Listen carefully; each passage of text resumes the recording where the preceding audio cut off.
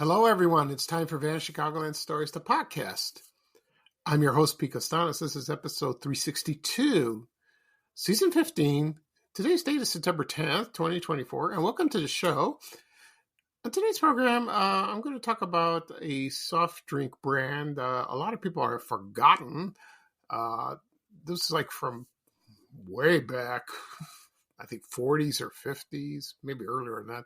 It's called the Oso soft drinks. They were originated from Chicago. I'll talk a little bit about their history. There's not much about it, but I will do my best. Also, I will talk about the 50th anniversary of the TV show that debuted on September 9th, 1974, is Rhoda, the spinoff from Mary Tyler Moore Show. I'll talk about the show and my memories of watching the show. Also, I'll do a tribute to the late actor James Earl Jones. He just passed away yesterday, and what a wonderful man.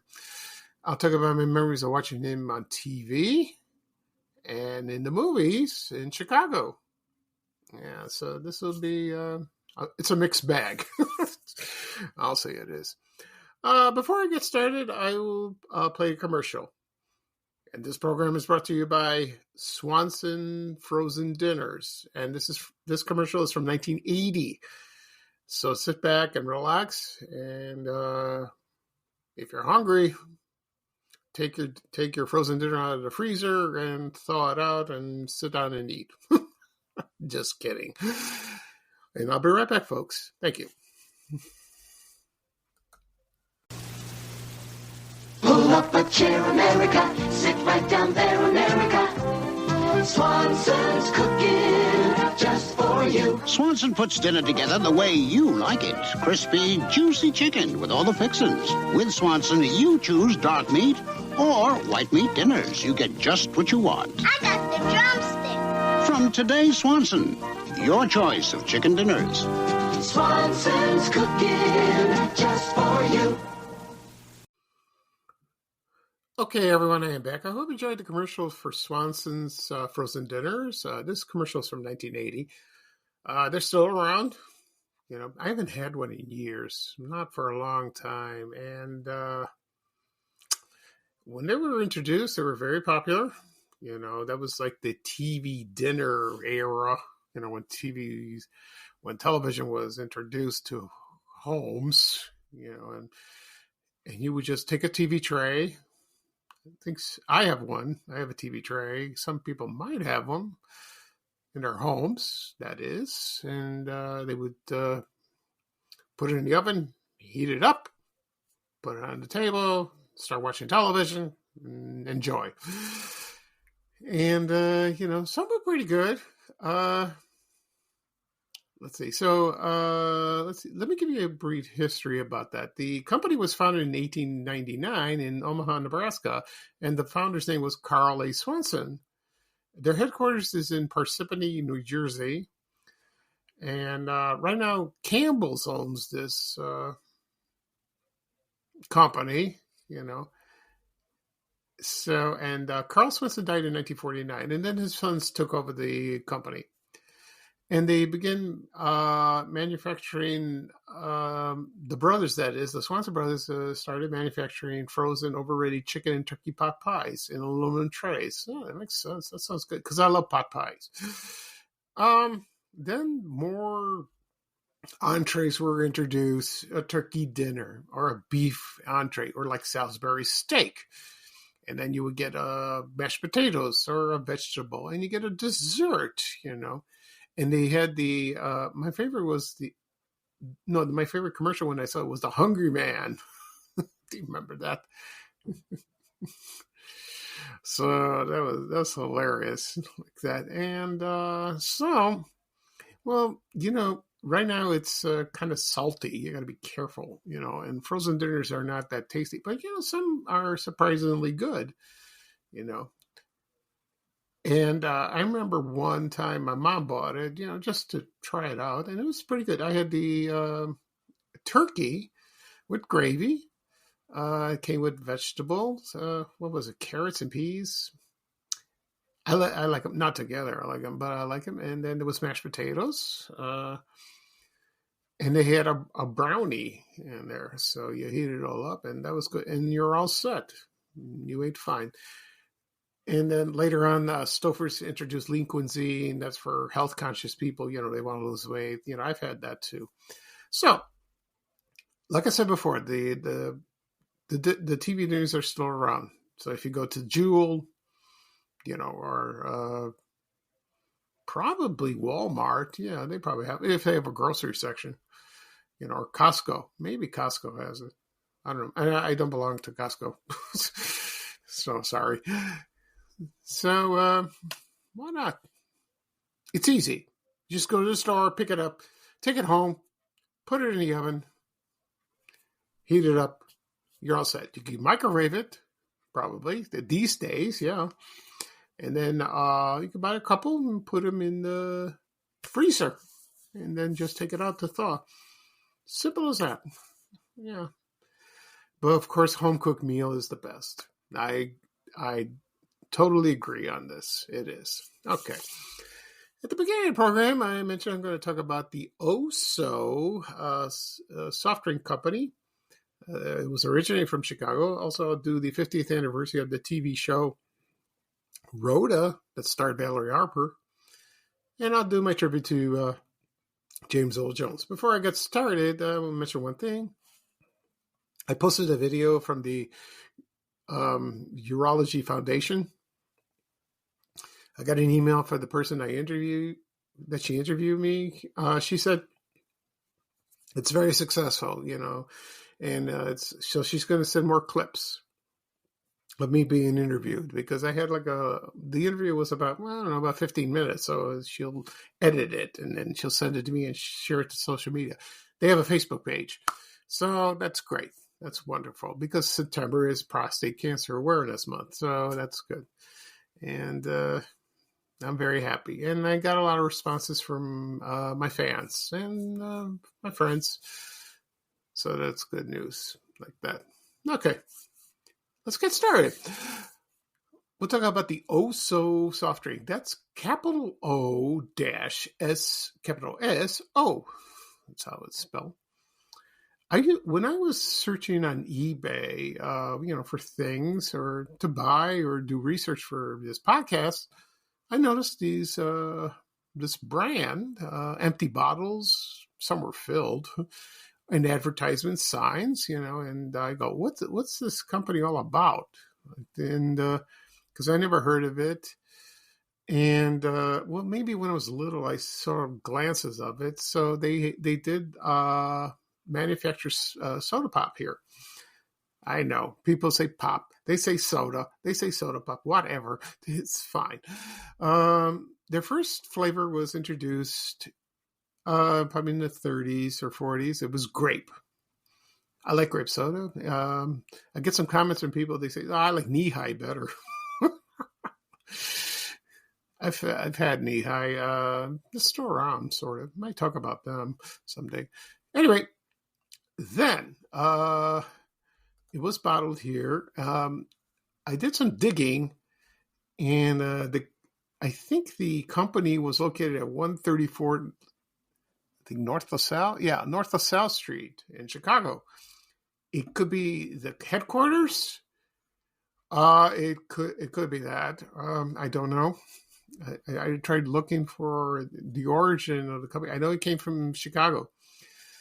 And they stopped production in Chicago probably in the 50s. And then they moved out of state, and some were made in probably Detroit and Washington State, maybe Wisconsin. Like that. I think somebody told me there's a plant there.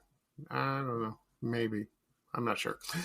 Anyway, it didn't come in, it came in other flavors. Like, for example, here, I'll look them up and I'll tell you. Okay, so let's see. Yeah, they came in flavors, just grape. There was grape, it was peach, root beer, strawberry, cherry, you know, this and that, like that. And then, but I think it was mostly grape at first. Yeah. I don't know if they made fruit punch. I don't know. So now they're manufactured in the Pacific Northwest, and it's some town out in Washington State called Mokitikeo. I can't pronounce the name. And I don't think you can find it in Chicago. I doubt it. I don't think so. I haven't seen it. If someone has seen it, that's great. So I want to try one.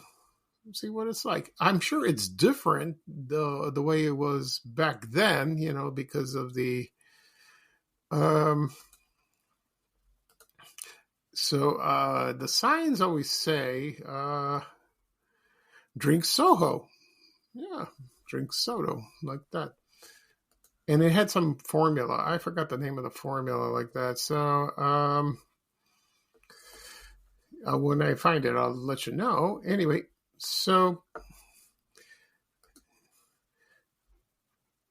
let's see. So I didn't hear much advertising, probably on the radio or something like that. Nah, probably not.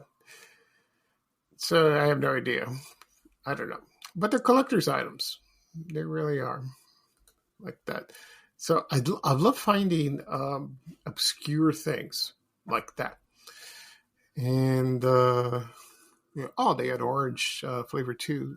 So yeah, like that. Yeah, I believe grape was the first flavor. So I had one response from someone from Facebook who goes, I never heard of this. Well, because you're young and you didn't know. That's what I'm here for.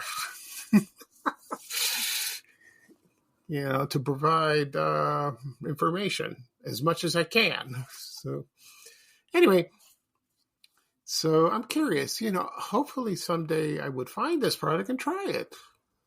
See how it tastes. I'm sure it's good. I love soda pop. I really do. But I have to cut down, because of sugar. Diet Pop's not the same, but water is my choice.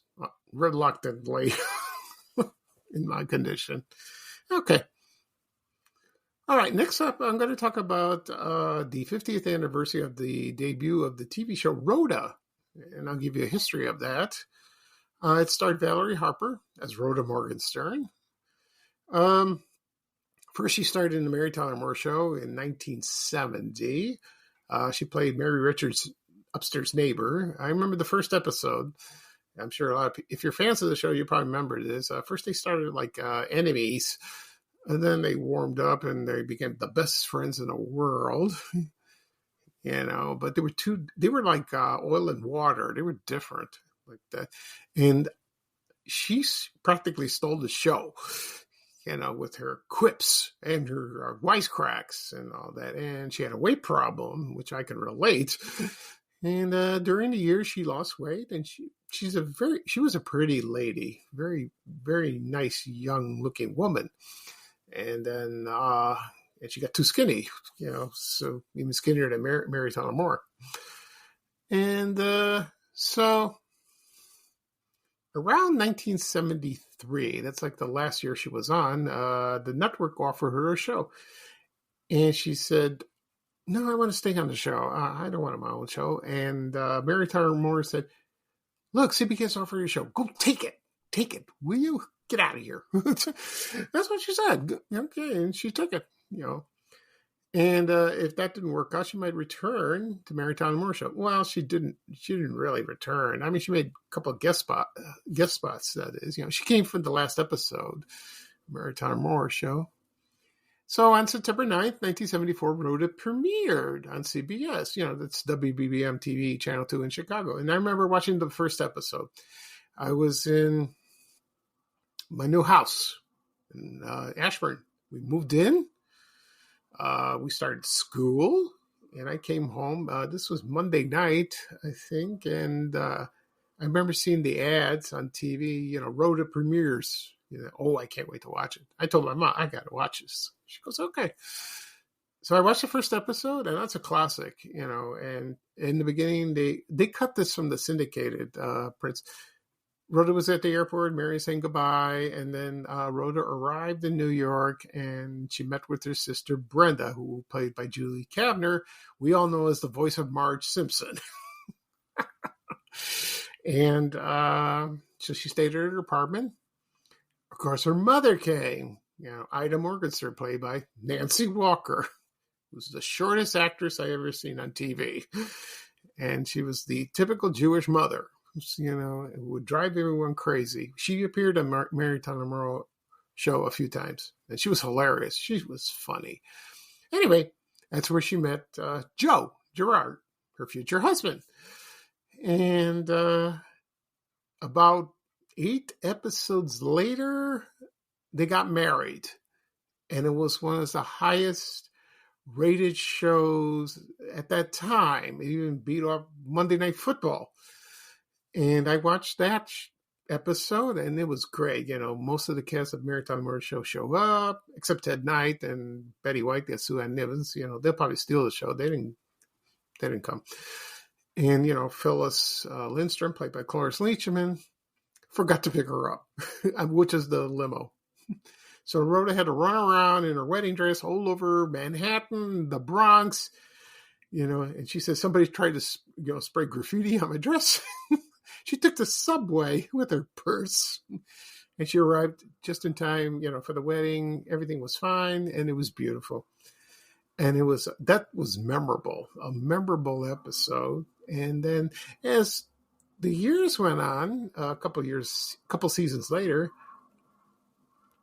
Rhoda and Joe got divorced. And it was a producer's idea, I believe. And the audience didn't like it. I didn't like it, and she became single again because it creates more stories. And I guess so. And the ratings plummet. They were very high.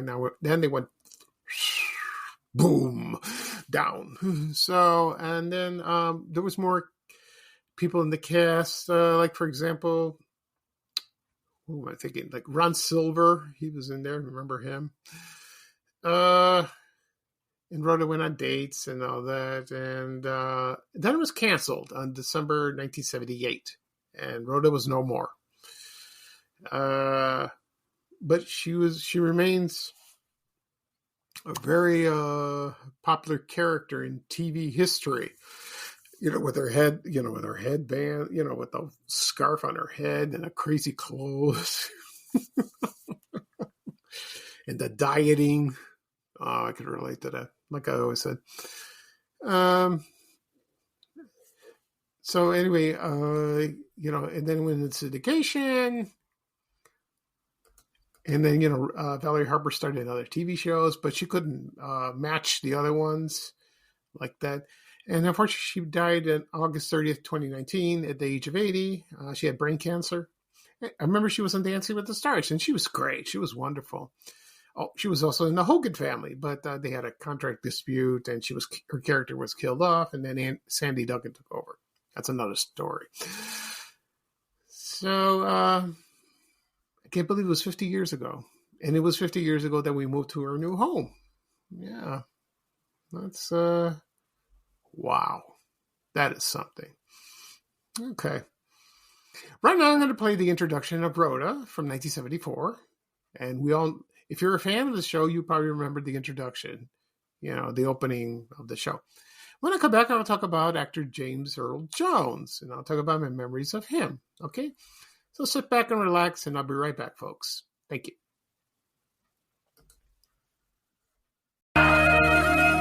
My name is Rhoda Morgenstern. I was born in the Bronx, New York, in December 1941.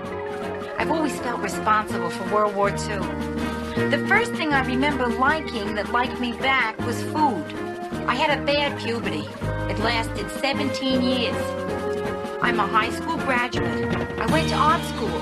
My entrance exam was on a book of matches. I decided to move out of the house when I was 24. My mother still refers to this as the time I ran away from home.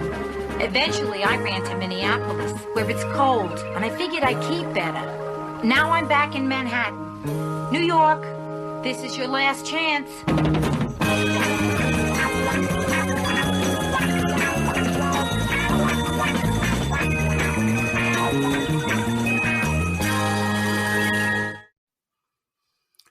Okay, everyone, I'm back. I hope you enjoyed the opening for Rhoda.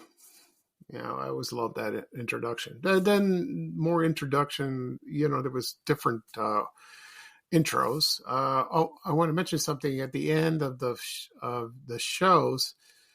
Probably the first couple seasons, she's at Times Square in New York, and she flips the hat just like Mary Tyler Moore, but it just fell down on the ground, and she picked it up, and she's trying to pretend it didn't happen. She walked away.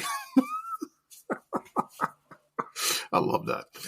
Okay, now I'm going to talk about James Earl Jones. When I heard the news that he passed away yesterday, I was so sad. Wow, he was 93 years old. It's not shocking. He had a very versatile career, and that voice, very deep voice, and he was on Broadway, television, movies, theater, all of it, commercials. He did all. He was on talk shows like that. It was wonderful, absolutely wonderful. So I'll give you let me talk about his biography real quick. He was born James Earl Jones on January 17th, 1931 in Arcabolta, Mississippi. And, he stuttered, when he was a child. And he said that acting and reading and reciting poetry helped him. And then he majored in college in pre-med, but, he didn't do that. He didn't pursue that. Then he served in the Korean War. Then he came back, and then he made his Broadway debut in 1957. And he appeared in a lot of plays like that, and Shakespeare. Yeah, that's fine. One of the most famous roles in 1970 was The Great White Hope, and he played a boxer. And I never seen this movie. I want to see this because I heard it's very interesting, like that. So his film debut was Dr. Strangelove in 1964. Directed by Stanley Kubrick, and he also he starred in Claudine with Diane Carroll. That was a good movie. I've seen that movie. It's very good. And so. His most famous role, of course, was Darth Vader. He did not play Darth Vader in the movie, in the Star Wars franchise. He just did his voice. It was another actor. I can't think of his name. So, I like Star Wars, but I'm not a huge fan of it. I mean, I like it, but it's not like I watch it night and day, and think about that. But it's great. I remember seeing Star Wars at Fort City when it first released in May 1977 at the Fort City Cinema. And that was the first time I saw Darth Vader. And I thought he was the coolest villain I ever saw in my life, but I didn't know it was him. I didn't know it was James Earl Jones because he didn't look, I thought he was kind of tall or something like that. No. Anyway, so he appeared in a lot of movies like, Conan the Barbarian, Coming to America, Field of Dreams. He was great in that. The Hunt of Red October. And also he did the voice in The Lion King, which I enjoyed very much, and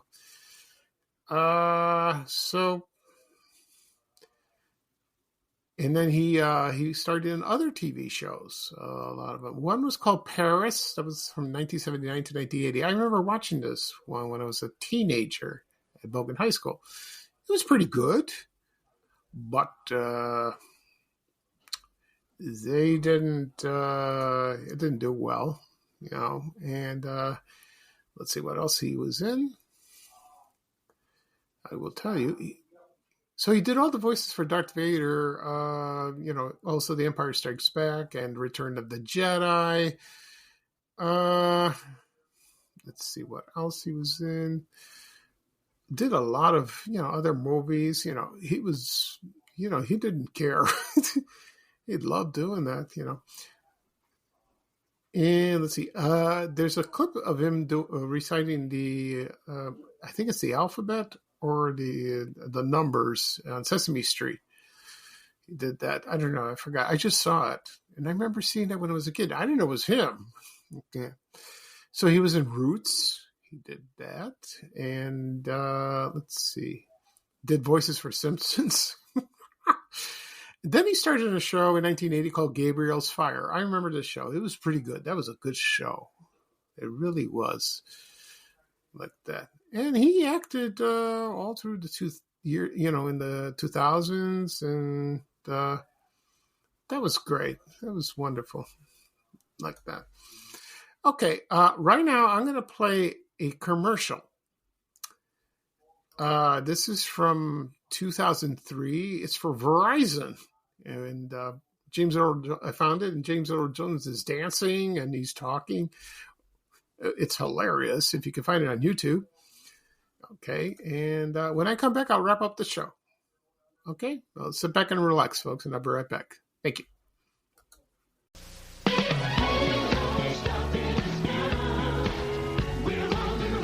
Introducing the Variations Freedom Package from Verizon. Go ahead, nothing's stopping you. Make all the calls you want. With unlimited calling, feel free to call anytime to anyone. Across town, across state, or across the country, even to Canada. No time restrictions, no limits on who you can call. Plus 5 services, including caller ID and home voicemail, all on one bill. Call 1-800-483-0841 to sign up for just under $60 a month. You'll save over $240 every year. And save more when you sign up for wireless and DSL. Call 1-800-483-0841 for the freedom of unlimited calling. So what's stopping you? Verizon. Make progress every day. Okay, everyone, I'm back. I hope you enjoyed the commercial for Verizon for cell phones featuring James Earl Jones. I saw the commercial on YouTube. It's hilarious. So I'm going to miss this man. He was a great actor. Wonderful. And people associate him with Field of Dreams and also Star Wars. But he did other stuff. He really did. So my condolences to his family, and his work will live on forever. Yeah. So, God bless him. Okay, that's it for our show. Let me do a recap of what I talked about. I talked about the Oso soft drink company that was originated from Chicago. Also, I did the 50th anniversary of the TV debut of the TV series Rhoda that aired on Channel 2, WBBM TV in Chicago. Also, I did my tribute to the late actor James Earl Jones. This podcast will be later published today, wherever podcasts are available: Apple Podcasts, Spotify, Amazon Music, Breaker, Overcast, wherever you find them.